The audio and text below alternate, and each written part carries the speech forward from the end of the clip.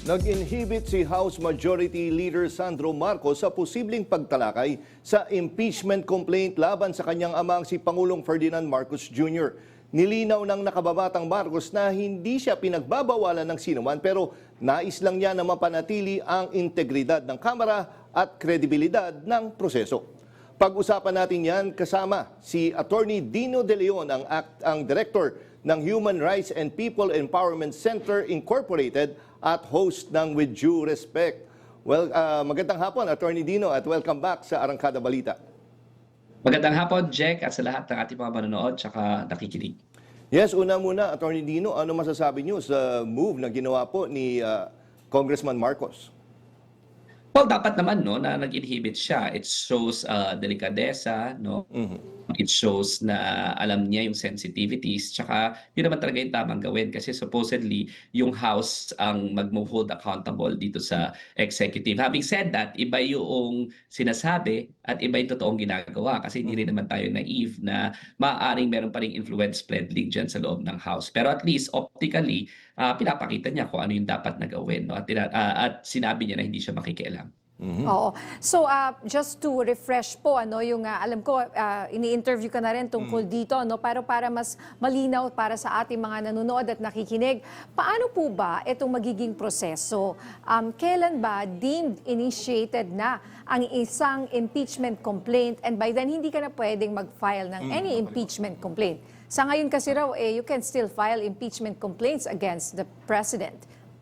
Well, sinabi niya na resolve yan sa Francisco versus House. Kung maalala mo yan yung kaso na final noong against kay Chief Justice na rin yan dito sa recent case ni Vice President Sara Duterte. Deemed initiated ang pag-file once na i-refer na sa House Committee on Justice. Kaya nga itong mga grupo, nag-uunahan din sila, di ba? Ang question kasi is, ano yung unang i-refer doon sa House Committee on Justice? Tsaka, ano pag na-refer na, considered na ba na barred yung mga ibang mga impeachment complaints? So, yung discretion din kung ano yung mai-refer, di ba, is basically with the Secretary General. Para bang doon sa case noong nung kay Sara Duterte na pending pa rin ngayon, di ba ang sinasabi nila, fourth impeachment complaint. Fourth impeachment complaint daw kasi yung ginamit. And therefore, ano daw nangyari sa 1, 2, 3, di ba, na ni-refer. Pero nakalagay kasi sa records ng House na yung fourth impeachment complaint, yun yung ni-refer at yung 1, 2, 3 naka-archive. No? So, hindi yun inaktuhan. No? So, ang referral, it was the fourth impeachment complaint and therefore hindi na bar hindi siya barred nung 1, 2 and 3. In other words, yung act of referring it to the Committee on Justice initiates yung 1-year bar rule under the Constitution o sa ilalim ng ating saligang batas. At doon nga sa sinabi mo, Attorney Dino, dahil na archive siya, hindi siya umabot sa Committee on Justice yung unang tatlong impeachment complaint. Tama po ba? Pagkakaintindi. Correct. At meron dito, supported ito ng mga factual documents ng House of Representatives. No? Kung ano yung naging disposition nila doon sa first, sa second, and sa third bago na i-refer yung sa fourth. No? Ito nga yung subject ng motion for reconsideration ngayon. So yan ay under assessment pa ng Supreme Court when it comes to the fact and legality. Pero at least it's still consistent with dun sa ruling noong nung kay Chief Justice David and Francisco versus House na it is the act of referring it to the House that triggers the 1-year ban rule or it means that deemed initiated na yung impeachment complaint. Oo, kasi nga po, ang dami-daming mga impeachment complaints, nakakalito na po, hindi po natin malaman ano ba, magkakaiba ba yan, meron bang weak, anong strong, pwede ba yung pagsamahin, hindi ho ba? Kasi yung kay VP Sara, napaka-technical lang kasi nung reason bakit, di ba, sinasabing, kaya may 1-year bar rule at hindi tinanggap at meron ngayong motion for reconsideration sa Supreme Court. So para pong ang gulo-gulo na. Tapos ngayon, whether or not may lumabas yung decision ng Supreme Court, magpa-file pa rin po itong mga Makabayan Block, for example, ng impeachment complaint laban kay VP Sara naman.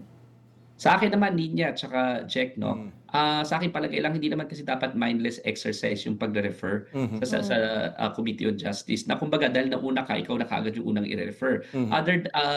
Otherwise, mag-frustrate talaga yung sacred mechanism to hold the highest officials accountable by filing fake charges, di ba? So hindi yun mindless exercise na paunahan dyan at sino na lang ang sakasakaling unang receive, automatically yun na i-refer sa Committee on Justice. Dapat, di ba, the House, especially the Office of the Secretary General, should be the vanguard of this most sacred process, in which case dapat talaga pag-aaralan muna kung meron some sort of discretion and some sort of intelligence involved in assessing which one ang kailangang i-file doon sa Committee on Justice para lang hindi ma-frustrate yung sacred mandate under the Constitution and sacred process under the Constitution, which is the impeachment. Kung hindi, edi doon na lang tayo lagi sa peke, unahan na lang, di ba? Para bang wala nang kakwenta-kwenta yung impeachment. That is not the purpose of impeachment as contemplated under the Constitution. So- Ngayon, balik tayo doon, Ninya, sa sinabi mo, dito naman kay VP Sara, hindi lang naman yung Makabayan Block yung magfa-file niyan, no? Marami na naman magfa-file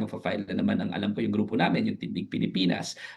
Marami pang ibang mga magfa-file kasi sabi ko nga, although impeachment is quasi-political and quasi-judicial, it should not be used as a mere political weapon. Anong ibig sabihin ko dyan, no? Ang ibig sabihin ko dyan is hindi weaponized dapat ang impeachment, bagkus ito ay sagradong mandato ng Constitution at ang kailangan na titignan natin ay ebidensya, ebidensya, ebidensya. At batay sa aking assessment, lahat ng mga malalakas na ebidensya laban kay Sara Duterte, nabanggit naman yan. And even the Supreme Court stated na hindi nila pinapawalang sala si Sara Duterte, bagkus meron lang silang prescribe na parang method, no, kung paano na ma-accord yung due process niya. Sige, fine, kahit na yung subject yan ng motion for reconsideration. Pero kitang-kita natin, ano yung mga ebidensya laban kay Sara Duterte? Lagi kong binabanggit, di ba?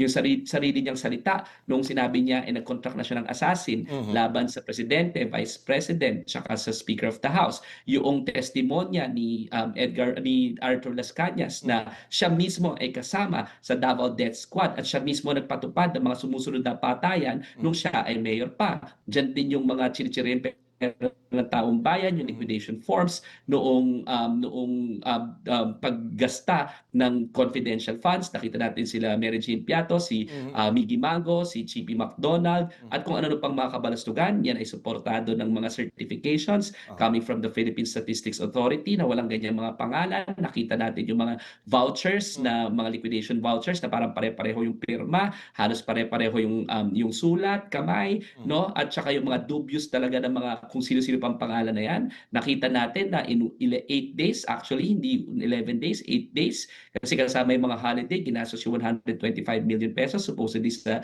safe houses. Nakita rin natin yung mga testimonya na meron daw pinamibigay na around 50,000 pesos every payroll para doon sa mga members ng procurement ng DepEd, at yung 8 billion pesos na overpriced laptops in the midst of an educational crisis. So malalakas yung mga ebidensya pagdating doon sa complaint laban kay Sara Duterte. Pero Attorney Dino, partner, I'm sure narinig mo rin yung naging paliwanag ni VP Sara na ginastos daw yung confidential funds. After ilang months, doon lang siya nagpaliwanag eh.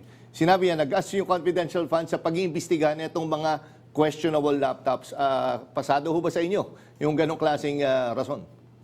Well, alam mo kung malakas na malakas tong ano niya, una, I don't buy it. Pero kung malakas na malakas yung kanyang depensa, might as well, di ba sabi niya, there will be a bloodbath. Harapin mo yung impeachment trial. Doon mo yung offer sa taong bayan at tingnan natin kung your reasoning will withstand yung scrutiny of the legal processes. In other words, hindi pwedeng puro press conference, di ba? Hindi rin pwedeng sasabihin mo na handa kang harapin yung mga paratang sa'yo at meron kang depensa. Pero press conference ang ginagawa mo, tapos pinofrustrate mo yung sacred process that is the Constitution. Pero sige, kung ganun pala, di ba, pag i-investigate doong overpriced laptops, ano findings mo? Sino yung hold mo accountable? At bakit buka na ang mga involved dito yung mga closest kin mo. At bakit kaya na nangyayari yun nung ikaw ang Department Secretary, no? At bakit kaya lugmok ang antas ng edukasyon, 0.4% lang ang proficiency rating ngayon dahilan sa ikaw na Secretary of Education at tatay mo ang head ng buong Pilipinas, ang presidente ng Pilipinas, nagkaroon tayo ng educational crisis, no? So all of these defenses, matter of defense yan at mas magandang ilagay mo doon sa korte at magkakaroon naman tayo ng proceedings sa Committee on Justice ng House of Representatives pag na-file na yung impeachment ni Sara Duterte, magandang doon niya na ilatag yung mga depensa na yan. And going back po dun sa impeachment complaint against the President, ano po ang inyong masasabi dito sa mga impeachment complaints na ito? So far, there are 3. Are they strong? Sa mga napapakinggan po namin sa inyo at sa ibang expert ay hindi siya kasing lakas yung evidence compared nga dito kay VP Sara. And kung tutuusin, let's say itong Makabayan Block na nagsampa ng laban sa bise at nagsampa rin laban sa presidente. Nagsampa ka laban sa presidente kung na-impeach yung presidente.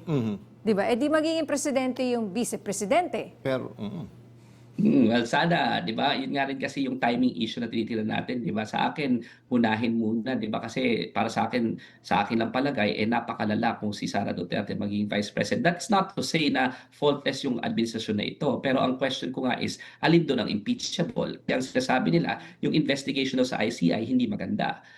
Or pag may kulang. Pero meron namang ombudsman na gagawa niyan at may DOJ pa naman nagpapatuloy niyan, no? So ibig sabihin sa akin yan, although it is one thing, I don't think it is impeachable. Ano pa yung sinasite doon sa unang impeachment complaint in particular, yung pag-surrender daw kay Pangulong Duterte, hindi naman yun impeachable kasi yun ay allowed ng both international and domestic law, no?